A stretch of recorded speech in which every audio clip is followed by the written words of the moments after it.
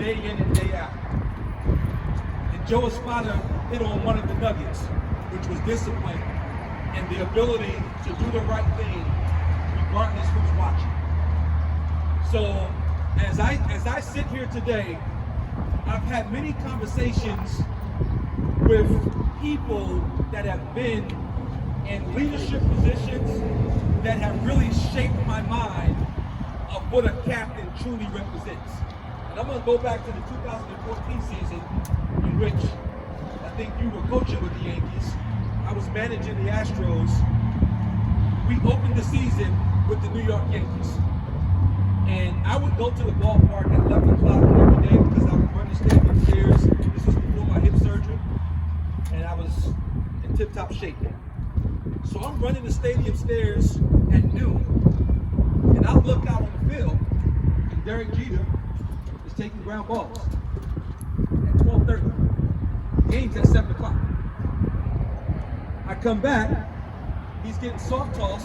He's just whistling balls to right center field with the hitting coach. So he's standing there. I said, DJ, when you finish, I want to holler at you. So he finished. Him and I stood there. We talked for a minute. I said, let me ask you a question. I said, you're in your 20th season. Why are you still doing this? Because I knew Derek Jeter back in 1995 when he made 56 errors as a minor league shortstop, and everybody told the Yankees they can't believe they drafted this guy in the first round because he made 56 errors his first year in the minor leagues. Derek Jeter said something to me that day that I will never forget about leadership. He said, Beau, I show up every day and I do what I do every day because when anyone walks into this clubhouse and they look at me, I want them to know this is what it means to be a Yankee. And I took a step back and I said, wow. I said, many people think that the leader is the best player on the team, or the player with the best talent. I said, that's not the leader.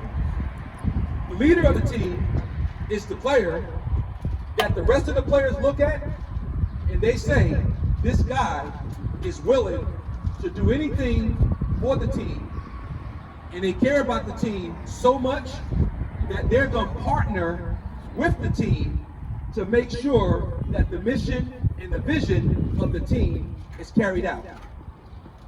So let's all take a look at Derek Jeter and take a look at the New York Yankees. And I will tell you, when you talk about what a Yankee look like, Derek Jeter's at the top of the list. So from there, it has really shaped my mind. As we move forward with Beau Academy, I always love to promote and highlight our kids because it's more about them than it is about anything else. We have selected 8 scholar athletes to captain the 2025 season at Beau Academy. And this first young man, I watched this young man go from being a young pitcher who lacked command, really needed to get stronger. He came to me at the end of the season last year and said, Coach Beau, what can I do to get better? I said, Jack, you got to get stronger. I said, Jack, you really need to command your fastball. Jack, you really need to start running more. Jack, you got to get in the weight room. When I say he did everything to a T, he's one of the hardest working kids in the program. Last night it showed up, 4 innings, 7 punch outs. He went through their lineup like a hot knife through butter.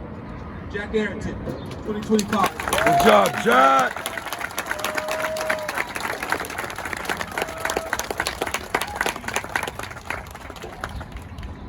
This next young man is a prime example of what it means to put your head down and just work.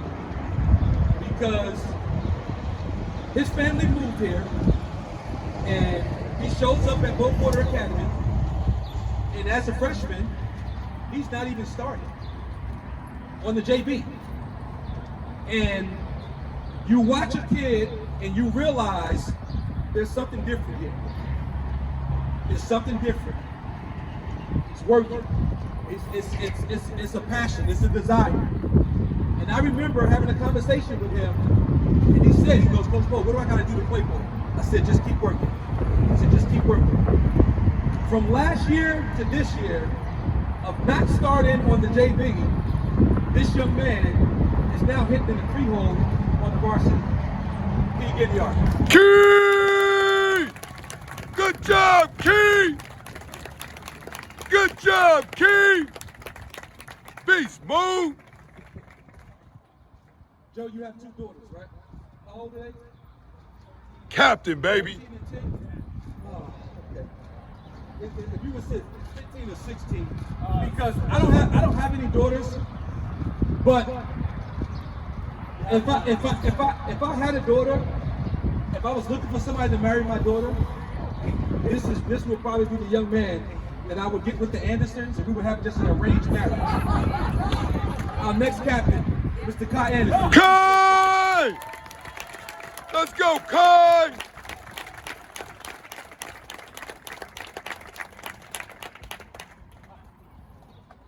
Our next captain, talk about put your head down, work hard, take advantage of opportunities.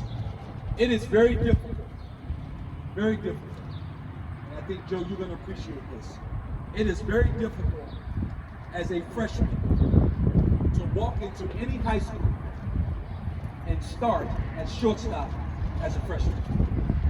We have a young man that accomplished that, and it's Beau Guinyard. Boo, yeah! Beast move! Job, Boo! As we move to our middle school, one of the things that was very important at Beau Ayreal Academy is that our young kids actually model and look up to our older kids. We started in the 5th grade. So one adjustment that I've made, I think is very important for our young kids to realize this.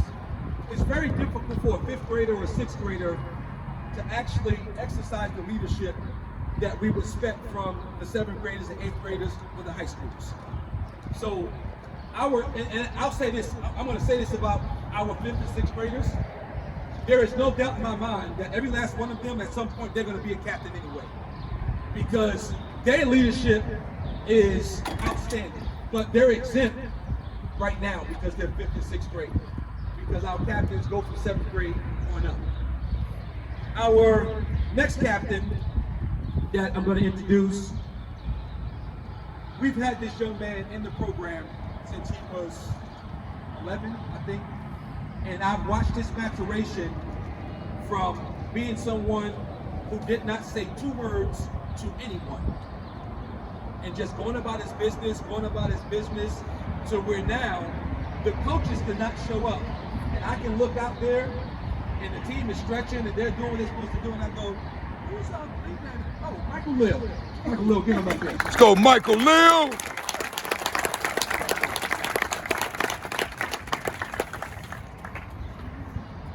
The next captain comes from he's cut from the same mold. He's going to do what he's supposed to do. He's going to work hard. He's going to encourage his teammates. He's dedicated. He's committed to excellence. He's determined. Let's go, Easton!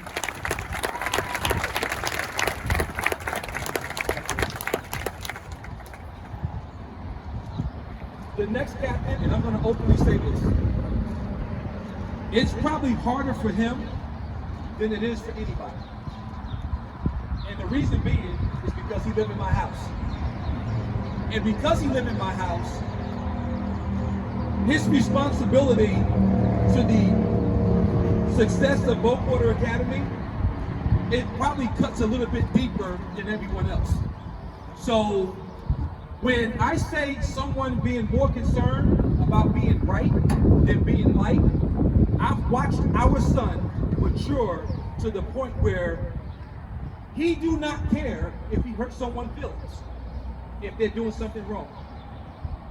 He will confront the person. He'll go to the administration. He'll come tell me. He'll get it from his classmates. Why you snitch, or why you do this, or why you do that? And I keep saying to them, a leader is more concerned about being right in being liked. Mr. Jace Brown, I'm proud of you, son. Good job, Chase! Good job, Chase!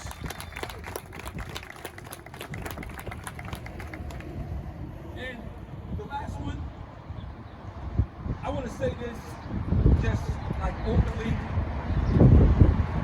When you have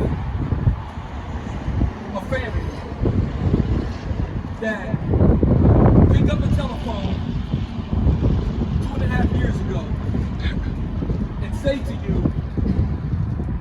hey man, I think I have 3 Major League Baseball players on my head. And I've watched you from afar, and I believe that you can help my boys. But I live in California. But I watched this academy open, and I'm seriously talking to my wife about us selling our house in California and relocating to Texas. When I say the Guinyard family have not only committed to Beau Academy, they have partnered with Beau Academy in every shape, form, or fashion. All 3 of their kids, 3.5 GPA or better. They're the constant professionals. They're gonna work hard.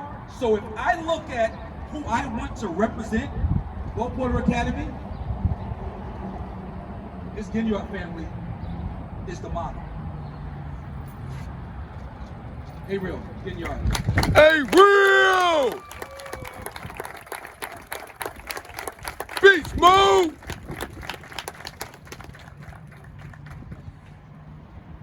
I'll say this to every last one of our scholars, because I've said this to them many times.